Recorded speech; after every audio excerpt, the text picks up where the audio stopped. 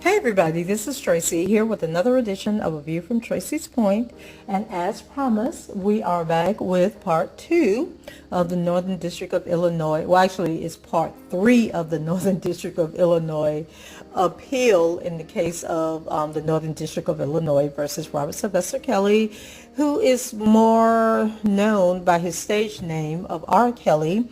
And as you guys know, Mr. Kelly was on trial in the Northern District of Illinois in the late summer of 2022, and last month in February of 2024, his oral arguments were heard in his appeal of his conviction in this case. And as I pointed out in the last video, he was charged with 13 counts. He was found not guilty, despite the media's opinion. He was found not guilty on 7 of those charges, guilty on 6 of the charges. And so in his appeal, which was heard back in February, there were 3 points that his attorney, Jennifer Bonjean, raised before the court in order to get a new trial and to get a sentence reduction, get the sentence of 20 years vacated and a new sentencing to take place. And in regards to the sentencing, so in his case in the Eastern District of New York, which he also was not found guilty of all charges against him, and as a matter of fact, he was found not guilty on the most severe charge against him, which was the R word, which does not stop for Robert. Okay, and so the media wants you to believe that he was found guilty on all these charges. And also, if you go to the Department of Justice website and bring up any what do they call it, where they put the announcements out, it's I got so many things running through my head right now, you guys, so I apologize when I can't remember this stuff because I have a lot going on, but I wanted to get these videos out. Press releases. Okay, if you find the Department of Justice press releases, they say he was found guilty of all charges in both cases, and that is not true. He was not. And it was something else I wanted to bring up to you guys about the Eastern District of New York case, because I did those videos last month after the oral arguments for the Eastern District of New York. And so it was about the sentencing. So in the Eastern District of New York, Mr. Kelly was sentenced to 30 years in prison for the things that he was found guilty of, and he had to pay restitution of 300 and something plus $1,000. And so the restitution mainly went to his living girlfriend at the time of his arrest, Ariel Clary. So Ariel has gotten her 300 and some $1,000, which was basically her payoff for that scam that they ran on Mr. Kelly, okay, before his trial, where one of his bad acts witnesses was a guy that used to help out, I guess, around his property and stuff. And, sort of like a Klingon, a fan that wanted to be in his inner circle. So him and Ariel, they came together and came up with this scheme where they were trying to say that the guy was bribing Ariel on behalf of Mr. Kelly, and the bribe for her not to testify was $300,000. And so basically they gave Ariel the $300,000 that she would have gotten in that scam had Mr. Kelly and Mr. Kelly's people fallen into the trap, which they did not. And then the other $42,000 in restitution actually went to one of the so-called victims in the case, was someone who went by the name of Stephanie. And Mr. Kelly and Mr. Kelly and Miss Stephanie had a relationship back in 1999, I think it was. She was 17 at the time. And I'm not even, she claimed that she, got herpes and she went through all this trauma as a result of the relationship. And so she wasn't saying that Mr. Kelly had done anything bad to her. But in federal, as I explained to you guys in previous videos, the age of consent in Illinois is 17. and it may have been 16, back in the 90s. I haven't been able to confirm that, but people have said that to me in the comments and older videos. So even regardless of how we feel about older men dating younger, teenagers, essentially, the law says age of consent in Illinois is 17 and possibly 16 at the time. But in the federal government, the age of consent is 18. And so the federal government will always supersede the state when it comes to criminal cases. And they have it set up like that for a reason. And one of those reasons is so that when things happen at the state level and the statute of limitation has expired in the state level, then the feds can come in and charge that person, basically double jeopardy, but there is no connection between state and federal in double jeopardy. So the state can come in and basically charge you. Now, Stephanie never filed charges against Mr. Kelly when the two of them were dating. She never went to the police or anything, but they, in order, for them to charge him with all these things, they have to go back and find these people, what have you, and then convince them. Okay, convince them. And remember, I told y'all about the Mann Act and all of that, right? Where the Mann Act basically says if you cross state lines for the purpose of having sex, then you have committed a federal offense. It doesn't matter if there was criminal intent involved. And so the feds have ways of getting you one way or the other, right? So I say all that, okay, to say that the $42,000 that Stephanie was awarded was basically, she did seek mental therapy. Okay, she sought therapy. I think she was being treated for her herpes, what have you. And so she basically, I believe she was given restitution for the $42,000 in receipts that she was able to provide, saying that, hey, I did seek help, after this relationship. And so that was his restitution. Nobody else got restitution. The rest of them, Geronda Pace didn't get restitution because she had been sued him like 3 times, gave him half the money back. And then Faith Rogers, she, had come up with this scheme where she was going to sue. She was already suing him, right? And so she was actually awarded, along with multiple other people, $10 million in a New York lawsuit that took place after his conviction in the Eastern District of New York. And that is now being appealed. That judgment is on hold. They're not getting that money yet because Jennifer Bonjean has now filed an appeal in that case. And so back to the Northern District of Illinois case, because they're kind of intertwined, and then I, want to give you guys this information back and forth, to kind of see the connection between the two.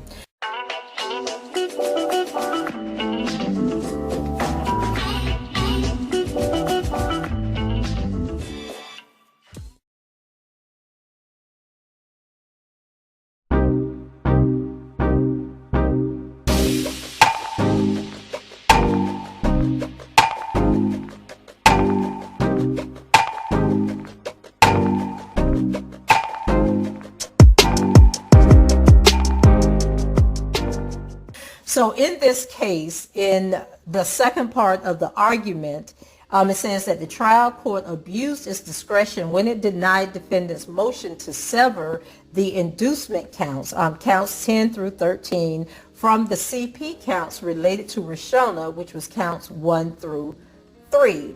And so what she's going to argue here is basically that Mr. Kelly would have been found not guilty in counts 10 through 13 if they were not connected to counts 1 through 3, and that the jury in essence just jumbled it all together and said that he was guilty of all of these charges.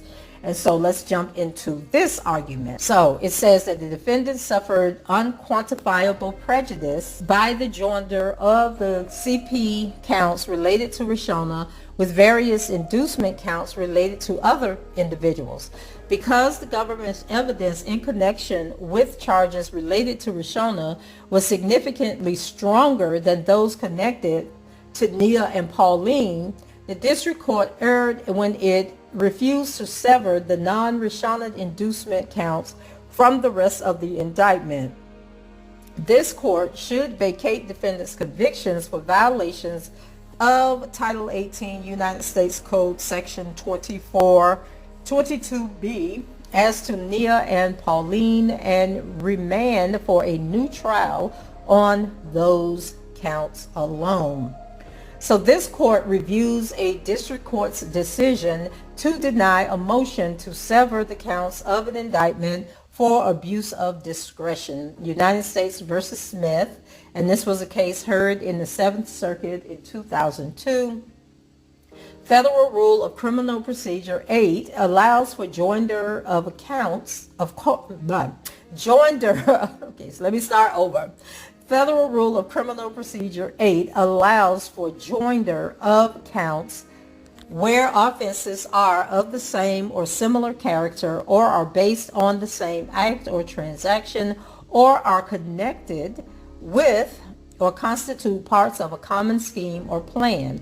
However, Rule 14, relief of prejudicial joinder, provides for severance in cases of substantial prejudice. See United States versus Warner, Second Circuit, 1980. And so the Rule 14 states, A, relief, if the joinder of offenses or defendants in an indictment, an information, or a consolidation for trial appears to prejudice a defendant of the government, the court may order separate trials of courts, sever the defendant's trials, or provide any other relief that justice requires. Courts have recognized that substantial prejudice results from joining charges that are supported by relatively strong evidence with charges supported by much weaker evidence. United States versus Alvarado, which was from 1994 in the Southern District of New York. United States versus Foutz, and that's Foutz, which was heard in the Fourth Circuit in 1976. Where difference in the strength of two cases was great, we cannot presume that the jury adhered to limiting instructions and properly segregated the evidence into separate intellectual boxes. And it says United States versus Raggiante, Raggianti, which was heard in the Ninth Circuit in 1975, reversing trial court's determination that severance was not required where there was strong evidence of one robbery and weak evidence of another. Gregory versus United States, which was heard in the D.C. Circuit in 1966 and then denied, looks like in 1969. So I think the original case was heard, and then the United States Appeals Court in D.C. must have overturned it. In the case, the CP counts, in this case, the CP counts are 1 through 3 of the indictment were supported by video recorded evidence. Video recorded evidence reflecting the prohibited contact with Roshona is dramatically stronger evidence than that of the 25-year-old testimonial evidence of Nia and Pauline. Indeed, as to Pauline, the question of when her relationship with defendant commenced was a hotly contested issue. Pauline testified that she began having a relationship with the defendant when she was under 17. She had previously denied any relationship with the defendant as a minor, including under oath, and only reported a relationship with the defendant as a minor in 2019. Pauline also testified on direct examination that she recalled drinking a liquor known as hypnotic with the defendant during the period of time when she was a minor and engaged in activity with him. But defendant presented evidence that hypnotic was not available to the market until Pauline was 17 years of age, belying her claim that she began her activity with the defendant when she was underage. Notably, there was no video evidence that reflected Pauline's activities with the defendant, and she claimed to never have seen any such evidence.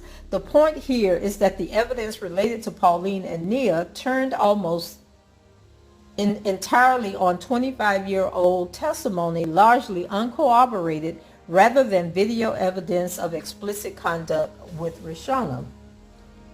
There can be little question that the jury's assessment of the evidence as to Nia and Pauline was greatly influenced by the CP evidence as to Rishona.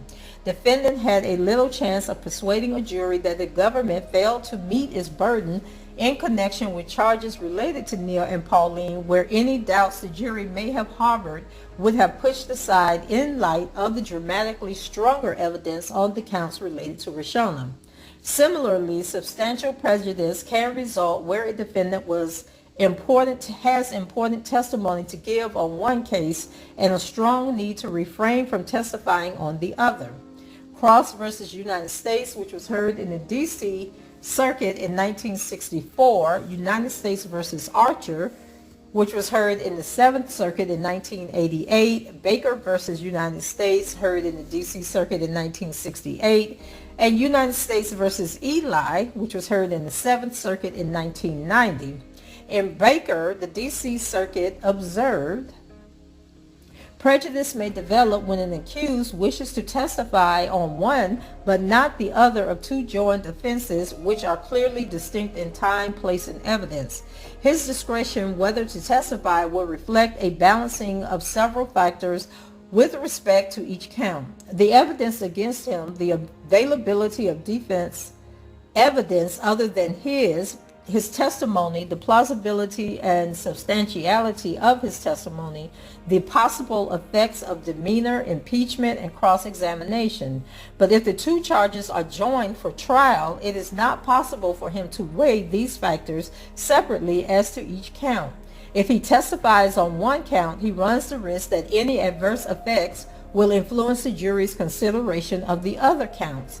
Thus, he bears the risk on both counts, although he may benefit on only one. Moreover, a defendant's silence on one count would be damaging in the face of his express denial of the others. Thus, he may be coerced into testifying on the count upon which he wished to remain silent. It is not necessary to decide whether this invades his constitutional right to remain silent, since we think it constitutes prejudice within the meaning of Rule 14. Baker versus the United States from the District Court Circuit in 1968, and also Archer, recognizing that sometimes circumstances can coerce a defendant into testifying on a count on which he wishes to remain silent. In light of the foregoing, the district court erred when it denied defendant's motion to sever the inducement counts related to Nia and Pauline. As defendant set out in this motion to sever, he had important testimony to give in connection with the inducement counts related to Nia and Pauline, but had no choice to forego giving that testimony in order to maintain his right against self-incrimination in connection with other counts in the indictment. Indeed, this is precisely the scenario that justifies severance, because the defendant would have been coerced into testifying on a count upon which he wished to remain silent in order to give testimony concerning counts 10 and 12. Joinder of the counts related to Rishona and the counts related to Nia and Pauline served to prejudice the defendant. Severance was particularly justified here, where the inducement counts were only similar to the CP counts as to Rishona, in that they both involved explicit conduct with minors.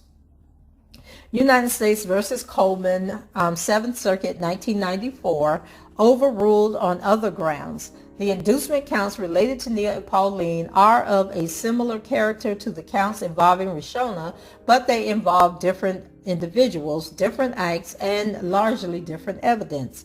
But because of the similar nature to the counts involving Rishona, the risk of prejudice was acute.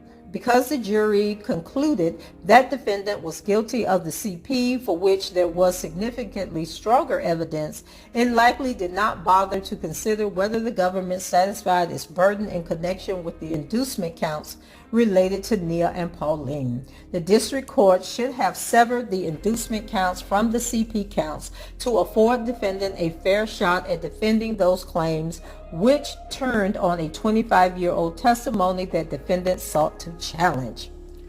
So that was it for part two. They're basically saying that Nia and Pauline, who did come out after the trial and give their real names after people had leaked their real names to the public. So Nia and Pauline is not their real names. In any event, she's saying that they should have been a separate trial. And actually, that would have been a separate trial under the state. But the statute of limitations, once again, has run out. But the reason the government brought Nia and Pauline, and then there was another girl, I believe Brittany, who did not testify in the end. Something came up with her situation, and they dropped her from the case. But Nia and Pauline's stories were so crazy. They didn't make any sense. But basically, the courts were trying to muddy the water, okay? And basically say, okay, so if he did this to Rashona, which we done heard about, for 20 years now, he did this to these girls too. And that there is no other, defense that he could possibly give. And so they lumped those three together and found him guilty of all three without even giving consideration to what was presented as evidence.